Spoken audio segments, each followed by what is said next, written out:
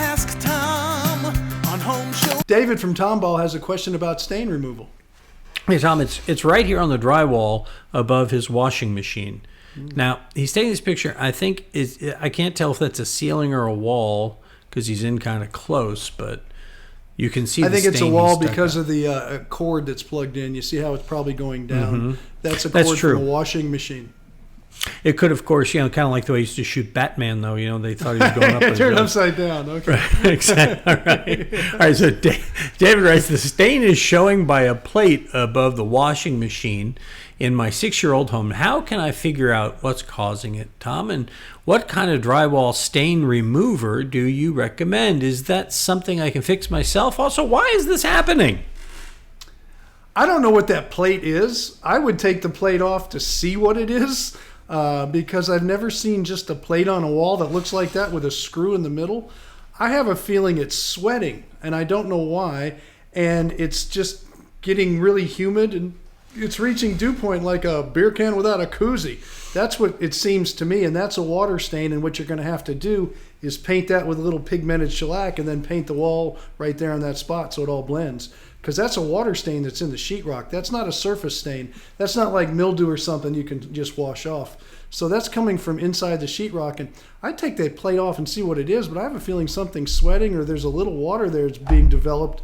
And it still seems to me like that's some kind of vent cover or something, and you're getting some hot water steam up in there and it's sweating and causing a little condensate to form. I really do. But if it turns out that if it is, because if he just paints that over, let's just say he takes your advice and he gets his pigmented shellac and he paints over it and all that, it's just going to come back again, isn't it? At some point, even eventually, if it's come from behind, the pigmented shellac will keep it from coming back. But the reason I take the plate off is I want to know what's happening, and I don't know what's happening behind the plate. So if there is a major problem, which I don't think there is, at least it'll give you some insight on what's going on there. I don't know where there's any kind of dripping or water or something back there. It doesn't look like it's something it looks like something that's happened really slowly over time. So I don't think it's a major thing. But if there's a little gap behind there, it's holding a pipe or something. I just don't know what the plate is. But something behind the plate is making a little sweating mark happen. So I would definitely not just paint it and walk away. I'd find out what's going on with what's behind that plate.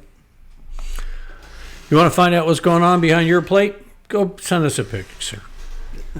Ask a question. Fill out that Ask Tom form, and we'll tell you. We'll tell you what's going on. Actually, like Tom just said, the problem's going to be behind there, and you don't know what's behind your problem. So, write to us and find out. I'd be curious for David to tell us find out what he finds behind there. By the way, Tom. So I think you should take a picture after he takes it off and send it back. I think so too, David. We're going to wait right here for it too. Yes, okay. Waiting. Yeah. In the meantime, we're going to go and post this one. And we post a new one every day at HomeShowRadio.com, our Facebook page, and, of course, our YouTube channel.